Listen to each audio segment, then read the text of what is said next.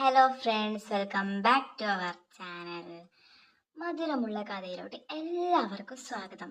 അപ്പോൾ ഇന്നത്തെ വീഡിയോ എന്ന് പറയുന്നത് എന്താണെന്ന് വെച്ചാൽ ഒരു 45 വയസ്സുള്ള ഒരു ഗർഭത്തിനെ കുറിച്ചാണ്. അപ്പോൾ 45 വയസ്സുള്ള ഒരു സ്ത്രീ ഗർഭിണിയായാൽ എങ്ങനെ ഇരിക്കും എന്നുള്ളതാണ് നമ്മൾ ഇന്നത്തെ വീഡിയോ. അപ്പം അതിന് മുമ്പ് എനിക്ക് പറയാനുള്ളത്, എൻ്റെ ചാനൽ മോണിറ്റൈസേഷൻ ആയിട്ടുണ്ട്. ഒന്നും ഞാൻ കാരണമല്ല, എന്നെ സപ്പോർട്ട് ചെയ്ത എല്ലാവർക്കും വളരെ നന്ദിയുണ്ട്. എന്ത് പറയണം എന്ന് പോലെ എനിക്കറിയത്തില്ല, അത്ര ഹാപ്പി ആയിരുന്നു. മോണിറ്റൈസേഷൻ ആയിട്ട് ഒരു 2 ദിവസമായെന്തോ ഞാൻ അതിന് ശേഷം വീഡിയോ ഇട്ടിട്ടില്ല. ഇന്നാണ് ആദ്യത്തെ വീഡിയോ ഇടുന്നത്. അപ്പോൾ ഇനിയാണ് ചാനൽ ഏറ്റവും കൂടുതൽ സൂക്ഷിച്ച് കൊണ്ടുപോകേണ്ടത്.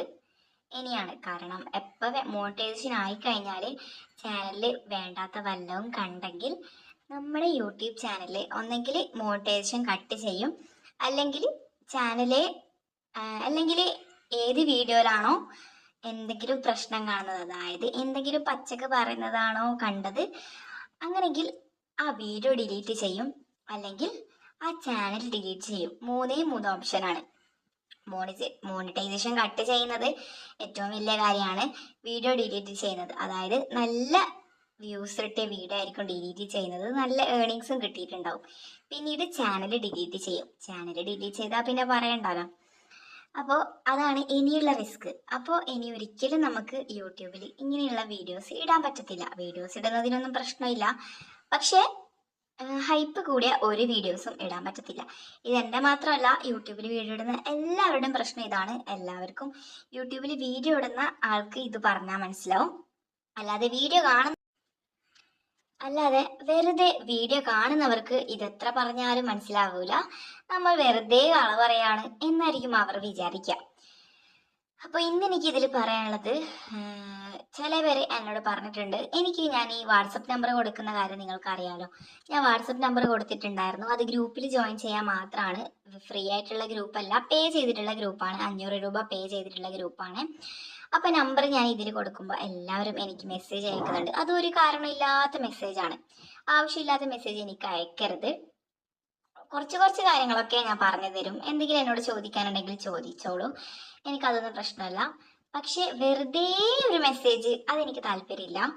അതുകൊണ്ട് ഗ്രൂപ്പിൽ ജോയിൻ ചെയ്യാനാണ് ആഗ്രഹമെങ്കിൽ ഞാൻ ഈ ഗ്രൂപ്പിൽ എന്തൊക്കെയുണ്ട് എന്ന് പോലും എനിക്ക് വീഡിയോയിൽ പറയാൻ പറ്റില്ല. നിങ്ങൾ ആ നമ്പറിൽ മെസ്സേജ് എന്താണ് ഗ്രൂപ്പിൻ്റെ ഡീറ്റെയിൽസ് എന്നൊക്കെ ചോദിക്കുക. ഞാൻ ആദ്യം തന്നെ വീഡിയോയിൽ തന്നെയാണ് പറഞ്ഞുകൊണ്ടുണ്ടായിരുന്നത്. ഇനി ഞാൻ വാട്സപ്പിൽ അതിൻ്റെ ഡീറ്റെയിൽസ് ഒക്കെ പറഞ്ഞു തരുന്നതായിരിക്കും. അപ്പോൾ 500 രൂപയാണ് പേയ്മെൻറ്റ് എന്ന് പറയുന്നത്.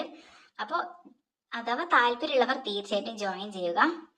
പിന്നെ എനിക്ക് പറയാനുള്ളത്, ഞാൻ ഈ രണ്ടാമത്തെ ഗ്രൂപ്പിൻ്റെ പ്രോബ്ലമൊക്കെ ഞാൻ സോൾവ് ചെയ്യാൻ നോക്കുന്നുണ്ട്. അപ്പോൾ നമുക്കിത് 3ാമത്തെ ഗ്രൂപ്പായിട്ട് തുടങ്ങാം. അപ്പോൾ ഞാൻ ഒന്നുകൂടെ ഗ്രൂപ്പ് തുടങ്ങുന്നുണ്ട്. ഗേൾസുമായിട്ട് ചാറ്റിങ് ഒക്കെ തന്നെ അതിലുള്ളതായിരിക്കും. പിന്നെ എനിക്ക് പറയാനുള്ളത്, അഥവാ ഗ്രൂപ്പിൽ ജോയിൻ ചെയ്യാൻ താല്പര്യമില്ല എന്ന് പറയുന്നത്, ടെലിഗ്രാമിൽ എനിക്ക് എന്തായാലും ഗ്രൂപ്പ് ചെയ്യാൻ പറ്റത്തില്ല. അപ്പോൾ അതുകൊണ്ട് തന്നെ മോണിറ്റൈസേഷൻ ആയതുകൊണ്ട് തന്നെ മെമ്പർഷിപ്പ് നിങ്ങൾക്ക് ജോയിൻ ചെയ്യാം. മെമ്പർഷിപ്പിൽ എന്ന് പറയുന്നത് ഇതുപോലുള്ള കഥ കുറച്ച് വിവരിച്ച് നിങ്ങൾക്ക് വേണ്ട രീതിയിൽ പറഞ്ഞു തരും. പക്ഷെ മെമ്പർഷിപ്പിൽ എന്ന് പറയുമ്പോൾ 239 രൂപ മാത്രമേ ഉള്ളൂ. പക്ഷേ വാട്സപ്പ് ഗ്രൂപ്പിൽ 500 ഉണ്ടെങ്കിലും അതിനുള്ള ക്വാളിറ്റിയും ബെനിഫിറ്റ്സും വാട്സപ്പ് ഗ്രൂപ്പിലുണ്ട്. 239 രൂപ കൊടുത്താൽ നിങ്ങൾക്ക് കഥ മാത്രമേ കിട്ടത്തുള്ളൂ. അപ്പോൾ ഞാൻ മെമ്പർഷിപ്പ് എടുത്തിട്ടുണ്ട്. മെമ്പർഷിപ്പിൽ ജോയിൻ ചെയ്യാൻ താല്പര്യമുള്ളവർ തീർച്ചയായിട്ടും മെമ്പർഷിപ്പിൽ ജോയിൻ ചെയ്യുക. നിങ്ങൾ വിചാരിച്ചതുപോലെ അതുപോലുള്ള കഥകൾ നിങ്ങൾക്ക് കിട്ടുന്നതായിരിക്കും. നിങ്ങൾ എന്താണോ വിചാരിച്ച് മെമ്പർഷിപ്പിലോട്ട് വരുന്നത്, അതുപോലുള്ള കഥകൾ നിങ്ങൾക്ക് വരും. അപ്പോൾ മെമ്പർഷിപ്പിൽ അങ്ങനത്തെ വീഡിയോസ് ഇടുന്നത് കൊണ്ട് വലിയ പ്രശ്നമൊന്നുമില്ല. അതുകൊണ്ട് തന്നെ മെമ്പർഷിപ്പിൽ ജോയിൻ ചെയ്യാൻ താല്പര്യമുള്ളവർ തീർച്ചയായിട്ടും മെമ്പർഷിപ്പ് എടുക്കുക. 239 രൂപ മാത്രമേ ഉള്ളൂ. പക്ഷേ വാട്സപ്പിലാണെങ്കിൽ 500 രൂപ. പക്ഷേ അതിനുള്ള ബെനിഫിറ്റ്സും അതിലുണ്ട് എന്നത് നിങ്ങൾ മനസ്സിലാക്കാം. അപ്പോൾ ഇന്നത്തെ കഥ എന്ന് പറയുന്നത് 45 വയസ്സിൽ പ്രഗ്നൻ്റ് ആയ ഒരു പെണ്ണിൻ്റെ കഥ, ഒരു പെണ്ണുങ്ങളുടെ കഥ എന്ന് വേണം പറയാൻ. അപ്പോൾ ഇവർ കല്യാണം കഴിഞ്ഞ് 25 വർഷം ആയി. അപ്പോൾ ഈ 25 വർഷവും ഇവർക്ക് കുട്ടികളുണ്ടായിരുന്നില്ല. അങ്ങനെ ഈ പെണ്ണുങ്ങൾ രാവിലെ ഒരു 5 മണി ആ ടൈമിൽ ഇവർ ഇവരുടെ ഹസ്ബൻഡ് പണിക്ക് പോകുമ്പോൾ ചൂടുവെള്ളം ചോദിക്കും. അന്ന് നല്ല തണുപ്പായത് കൊണ്ട് തന്നെ ചൂടുവെള്ളം എടുക്കാൻ വേണ്ടി അവരുടെ വീട് നിറയുന്നത് ഒരു മലയുടെ മുകളിൽ വശത്താണ്. അതിന്റെ താഴെ ഇറങ്ങി വെള്ളം കൊണ്ടുവരാൻ. വെള്ളം കൊണ്ടുവന്ന് അത് ചൂടാക്കി അത് ഭർത്താവ് 7 മണിക്ക് എണീക്കുമ്പോഴേക്കും ഒക്കെ സെറ്റാക്കി കൊടുക്കണം. അതായിരുന്നു ഇവരുടെ കടമ എന്ന് പറയുന്നത്. അങ്ങനെ ഇവൾ വേഗം തന്നെ എഴുന്നേറ്റ ഉടനെ പാറയുടെ മുകളിൽ നിന്നും താഴോട്ട് ഇറങ്ങി പോവുകയാണ്. കയ്യിൽ ഒരു ബക്കറ്റും കൂടെ ഉണ്ട്. അതായത് ഇരുമ്പിന്റെ ബക്കറ്റ്, നിങ്ങൾക്ക് അറിയുന്നതല്ല. അങ്ങനെയുള്ള ഒരു ഇരുമ്പിന്റെ ബക്കറ്റും കൊണ്ട് അവള് താഴോട്ട് ഇറങ്ങി പോവുകയാണ്. ഇറങ്ങിപ്പോയി അവിടെ നിന്ന് കിണറിൽ നിന്ന് വെള്ളമൊക്കെ കോരി അവളുടെ മുഖത്ത് കഴുകി. അവൾ അവിടെ നിന്നായിരുന്നു, താഴെ നിന്നായിരുന്നു പല്ലൊക്കെ തേക്കാറുള്ളായിരുന്നു. അവിടെ ഇരുട്ടാണെങ്കിലും 5 മണി എന്ന സമയം എന്ന് പറയുന്നത് നല്ല ഇരുട്ടല്ലേ. പക്ഷെ അവിടെ ആകാശത്തിൽ നിന്നും ചെറിയൊരു വെളിച്ചമൊക്കെ ആയിട്ട് നല്ല രസമുണ്ട്. നല്ല തണുത്ത കാറ്റും നല്ല ഇലയൊക്കെ ആടുന്ന ഒരു സന്ദർഭമായിരുന്നു. ആ സമയത്ത് അവൾ അവിടുന്ന് പല്ലൊക്കെ തേച്ചു, മുഖമൊക്കെ കഴുകി. അവളുടെ മുടിയിലൊക്കെ ചെറിയ രീതിയിൽ എണ്ണയൊക്കെ പരട്ടി അത് മുടങ്ങി നല്ല രീതിയിൽ നല്ല തടിച്ച കനം പോലെയുള്ള മുടിയായിരുന്നു അവളത്. അങ്ങനെ അതൊക്കെ ഫ്രണ്ടിലിട്ട് അവള് അതും കൊണ്ട് ആ മല കയറി വരികയാണ്. മലക്ക് സ്റ്റെപ്പൊക്കെ ഉണ്ട്. ആ സ്റ്റെപ്പ് കയറി വരുമ്പോഴേക്കും അവൾക്കൊരു ക്ഷീണം. അങ്ങനെ അവിടെ ഉണ്ടായിരുന്ന ഒരു മതിലിന് മുകളിൽ അവളൊന്ന് അവിടെ ഇരുന്നു. ഇരിക്കുമ്പോഴേക്കും അവൾക്ക് ക്ഷീണായി. അവൾ അവിടെ തല കറങ്ങി അവശനായ രീതിയിൽ അവൾ അവിടെ വീഴുകയാണ്. അങ്ങനെ ഭർത്താവ് 2 മണിക്കൂർ കഴിഞ്ഞാണ് ഭർത്താവ് എഴുന്നേൽക്കുന്നത്. അങ്ങനെ ഭർത്താവ് എഴുന്നേറ്റ് ഇവളെ നോക്കാൻ പോകുമ്പോഴേക്കും ഇവളെ എവിടെയും കാണുന്നുണ്ടായിരുന്നില്ല. ഭർത്താവ് വിചാരിച്ച് ഇവളെ ഇത് എവിടെ പോയി. അങ്ങനെ വെറുതെ കിച്ചണിൽ ചൂടുവെള്ളം വെച്ചിട്ടുണ്ടോ എന്ന് നോക്കാൻ പോകുമ്പോഴേക്കും അവിടെ കിച്ചണിൽ ഡോറ് തുറന്നിട്ട് കാണുന്നുണ്ടായിരുന്നു. അങ്ങനെ ആ ഡോറ് തുറന്നുകൊണ്ട് ഈ ഭർത്താവിന് മനസ്സിലായി ഇവള് വെള്ളമെടുക്കാൻ പോയതായിരിക്കും, ഇവള് എഴുന്നേൽക്കാൻ വൈകിട്ടുണ്ടാവും. അങ്ങനെ വിചാരിച്ച് ഈ ഭർത്താവ് താഴോട്ട് പോയി നോക്കുമ്പോഴേക്കും തന്റെ ഭാര്യ അവിടെ വീണ് കിടപ്പുണ്ടായിരുന്നു.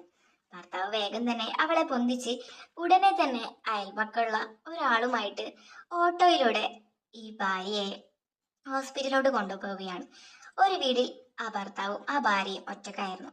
അങ്ങനെ പെട്ടെന്ന് തന്നെ അയൽപക്കത്തെ ഒരാളെ സഹായത്തോടെ ഓട്ടോറിക്ഷ എടുത്ത് ഇവർ 2 പേരും ഹോസ്പിറ്റലിലോട്ട് യാത്രയായി. അങ്ങനെ ഡോക്ടർ പരിശോധിച്ചതിന് ശേഷം, അദ്ദേഹം ഇന്ന് ജോലിക്ക് പോയിട്ടുണ്ടായിരുന്നില്ല. ഡോക്ടർ പരിശോധിച്ച ശേഷം അവനോട് പറഞ്ഞു, നിങ്ങളുടെ ഭാര്യ പ്രഗ്നന്റ് ആണ്. അപ്പോ അവന്റെ കിളി പോയി. പ്രഗ്നന്റോ? അങ്ങനെ ഇക്കാര്യം എങ്ങനെ അവളോട് പറയും എന്നതോർത്ത് അവൻ ടെൻഷനായിരുന്നു. കാരണം അവന് ഈ കുഞ്ഞിനെ വേണ്ട എന്നുള്ള ഒരു ആഗ്രഹം ഉണ്ടായിരുന്നില്ല. ഇവർ 2 പേരുടെയും നല്ല ആഗ്രഹമായിരുന്നു ഒരു കുഞ്ഞിക്കാലൊക്കെ കാണണമെന്ന്. പക്ഷേ ആ നാട്ടിലുള്ളവർ, അതായത് അവരുടെ തന്നെ അയൽപ്പക്കത്തെ ആൾക്കാരൊന്നും ശരിയുണ്ടായിരുന്നില്ല. അവരെ ഗ്രാമത്തില് ഇതൊക്കെ അംഗീകരിക്കുമോ എന്നുള്ള ഒരു ടെൻഷനായിരുന്നു അവന്. അങ്ങനെ ഡോക്ടർ പറഞ്ഞു, എന്നാ ഇയാള് പറയണ്ട, ഞാൻ തന്നെ പറഞ്ഞോളാം എന്ന് പറഞ്ഞ് ഭാര്യയോട് ഡോക്ടർ തന്നെ ഡയറക്റ്റ് പോയി പറയുകയാണ്, നിങ്ങൾ പ്രഗ്നന്റ് ആണ്. അതായത് 45-ാം വയസ്സിൽ നിങ്ങൾക്ക് ഒരു കുഞ്ഞ് ജനിക്കാൻ പോകുന്നു. അങ്ങനെ ഡോക്ടർ വിചാരിച്ച പോലത്തെ റിയാക്ഷൻ ആയിരുന്നില്ല അവളത്. അവള് സന്തോഷം കൊണ്ട് ചിരിച്ച് ഓടിച്ചാടി, ഞാൻ പ്രഗ്നന്റോ എന്ന് ചോദിക്കുകയാണ്. അങ്ങനെ ഇത് ഡോക്ടർ ഭർത്താവിനോട് പറയുകയാണ്. ഇത് കേൾക്കുന്ന ഭർത്താവിനും നല്ല രീതിയിൽ സന്തോഷമായി. അവളുടെ സന്തോഷമല്ലേ എനിക്ക് വലുത്, പിന്നെന്താണ് എനിക്ക് പ്രശ്നം. അങ്ങനെ ഇവർ 2 പേരും നല്ല രീതിയിൽ നല്ല സന്തോഷത്തിലായിരുന്നു. അദ്ദേഹം വിചാരിച്ചു, ഇനി ഗ്രാമത്തിലുള്ള ആള് എന്ത് പറഞ്ഞെങ്കിലും എനിക്കൊരു പ്രശ്നമല്ല, കാരണം എൻ്റെ ഭാര്യയുടെ ആഗ്രഹമാണ് എനിക്ക് വലുത്. അങ്ങനെ ഇവര് ഗ്രാമത്തില് പതിവ് പോലെ പാല് വാങ്ങാൻ പോവുകയാണ്. പിറ്റേ ദിവസം രാവിലെ ഭർത്താവായിരുന്നു ഭാര്യയായിരുന്നു പാല് വാങ്ങാനൊക്കെ പോകാറുണ്ടായിരുന്നത്. ഭാര്യ കുറച്ച് റെസ്റ്റ് വേണം എന്ന് പറഞ്ഞതോടെ ഭർത്താവ് പോവാൻ തുടങ്ങി. ഭർത്താവിന്റെ ജോലി വൈകിട്ട് മുതൽ രാവിലെ വരെയാക്കി. രാവിലെ മുതൽ രാത്രി വരെയുള്ള ജോലി ഈ ഭാര്യ ഉറങ്ങുന്ന ടൈമാക്കി. അങ്ങനെ പാല് വാങ്ങാൻ പോകുമ്പോൾ എപ്പോഴും വാങ്ങുന്നതിനെക്കാട്ടി കൂടുതലായിരുന്നു ഇദ്ദേഹം പാല് വാങ്ങിയിട്ടുണ്ടായിരുന്നത്. അപ്പോ അവിടെ ഉണ്ടായിരുന്ന ഗ്രാമവാസികളൊക്കെ ചോദിച്ചു, എന്തിനാണ് പാൽ ഇന്ന് അധികം മേടിക്കുന്നത്? അവിടെ കുറെ ആൾക്കാരുണ്ടായിരുന്നു. അപ്പോ പറഞ്ഞു, എൻ്റെ ഭാര്യ പ്രഗ്നന്റ് ആണ്. അപ്പോ അവിടെ നിന്ന് എല്ലാവരും ഞെട്ടി. ഭാര്യ പ്രഗ്നന്റോ? അതും ഈ 45-ാം വയസ്സിൽ? അതായത് അദ്ദേഹത്തിന് ഒരു 55 വയസ്സുണ്ടാവും, ആ ഭാര്യക്ക് 45 വയസ്സും. 55 വയസ്സായ നിനക്ക് ഇത്രയും നല്ല വടി പോലെ അവളെ അവളെ പ്രഗ്നന്റ് ഒക്കെ സാധിക്കുമോ? അങ്ങനെ ഇവർ അവനെ നല്ല രീതിയിൽ പുച്ഛിക്കുകയാണ്. പുച്ഛിച്ചെന്ന് വെച്ചാല് അവൻ അനുഭവിക്കുന്നതിന്റെ 10 ഇരട്ടി അവൻ അനുഭവിച്ചു. എന്നിട്ട് അവിടെ ഉണ്ടായിരുന്ന ജിമ്മുകാരോടും രാവിലെ വ്യായാമം ചെയ്യുന്ന എല്ലാവരോടും അദ്ദേഹം ചോദിച്ചു, നിങ്ങളൊക്കെ ഈ എക്സസൈസും വർക്കൗട്ട് ചെയ്തിട്ട് എന്ത് കാര്യം? ഇവനിതാ വീട്ടില് വെറുതെ ഇരുന്നെങ്കിൽ എന്താ? 45 വയസ്സുള്ള അവളെ 55 വയസ്സായ ഇവൻ പ്രഗ്നന്റ് ആക്കിയില്ലേ? നിങ്ങളെക്കാളും നിങ്ങൾ എത്ര വർക്കൗട്ട് ചെയ്തിലും ഈ നാട്ടില് ഈ ഗ്രാമത്തില് ഇവന്റെ അത്ര നല്ല സ്ട്രോങ് ഉള്ള ആരും തന്നെ ജനിച്ചിട്ടില്ല, ഇനി ജനിക്കാനും പോകുന്നില്ല എന്നൊക്കെ പറഞ്ഞ് ഇവർ എല്ലാവരും ഡെയിലി കളിയാക്കെങ്കിലും അവന്റെ ഭാര്യ ഒന്നിനു തന്നെ തോറ്റുകൊടുത്തില്ല. 45-ാം വയസ്സിൽ അവൾ പ്രസവിച്ചു, ആ കുഞ്ഞിനെ പോറ്റി അവൾ വളർത്തുകയും ചെയ്തു. അപ്പോൾ ഇതുപോലുള്ള കഥകൾ ഇൻട്രസ്റ്റിംഗ് ആയിട്ട് നല്ല രീതിയിൽ കേൾക്കണം എന്നുണ്ടെങ്കിൽ തീർച്ചയായിട്ടും വാട്സപ്പ് ഗ്രൂപ്പിൽ ജോയിൻ ചെയ്യുക, അല്ലെങ്കിൽ മെമ്പർഷിപ്പ് എടുക്കുക. അപ്പോൾ ഇനിയൊരു കഥയുമായിട്ട് വരുന്നവരേക്കും ബൈ ബൈ.